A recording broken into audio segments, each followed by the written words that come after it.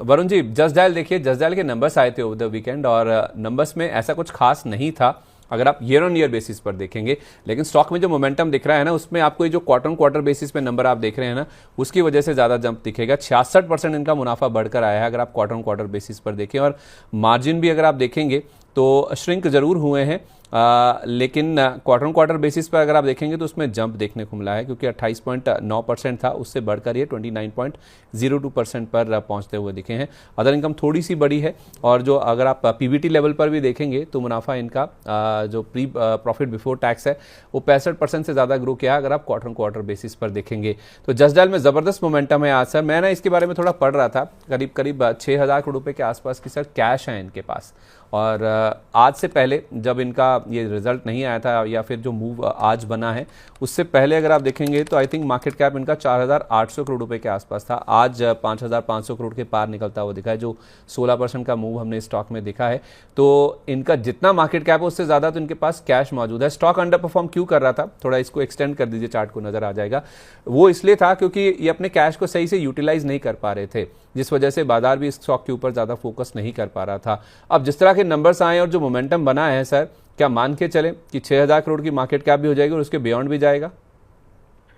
जी, देखिए संदीप जी, यहाँ पर आप देखेंगे तो दो तीन तरीके से यहाँ पर जस्ट डायल के अंदर एक सेलिंग था। दूसरा एक आप देख लीजिए, उसी स्पेस की दूसरी कंपनी, वहां पर भी बड़ी गिरावट थी। तो यहाँ पर क्यों गिरावट है? क्योंकि एआई का दौर आ रहा है मार्केट के अंदर, और जो उनका जो मॉडल है कहीं ना कहीं मार्केट को लग रहा था एबोलिस्ट हो जाएगा, और यहाँ से कंपनीज काफी अच्छा नहीं कर पाएंगे। 1400 के लेवल से यहाँ पर आप देखेंगे तो करीबन 480 के यहाँ पर लेवल्स बने थे। और डेली चार्ट्स पर अगर मैं ऑब्जर्व करूँ तो एक हायर बेस एस्टैब्लिश हुआ था करीबन 540 520 के जोन के अंदर, और एक राउंडिंग बॉटम फॉर्मेशन हो रही थी, और उसका जो नेक लाइन था करीबन 565 570 का था। और साथ ही में जो अर्निंग्स के बाद जो मैनेजमेंट चेंज हुए हैं उनके, जो उसके लिए मार्केट ने भी एक यहाँ पर काफी अच्छे पड़ेगी कि यहाँ पर जो मैनेजमेंट चेंज हुई है, उन्होंने कमान संभाली है, तो मार्केट उसके लिए भी पॉजिटिव है और काफी अच्छे मूव देखने को मिले हैं। अब यहाँ पर एग्जैक्टली जो मूव है काफी शार्प आया है, और एग्जैक्टली 200 SMA के अराउंड आया है।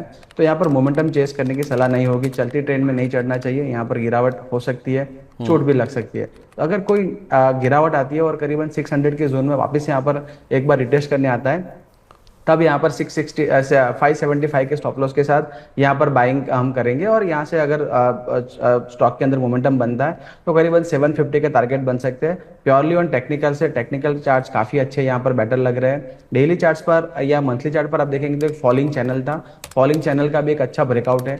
रिटेस्ट में अगर आता है तो यहाँ पर बिल्कुल ऐड करेंगे। अगर आपके पास ऑलरेडी पोजीशन है, एक बार यहाँ पर मैं आपको सलाह दूंगा, यहाँ पर प्रॉफिट बुक कर सकते हैं। और अच्छा, डिस्क्लेमर है, ये हमारे जो पोर्टफोलियोज है वहां पर हमारे क्लाइंट्स को हमने रेकमेंड किया था, और आज उनको हमने प्रॉफिट बुकिंग की भी सलाह दी है।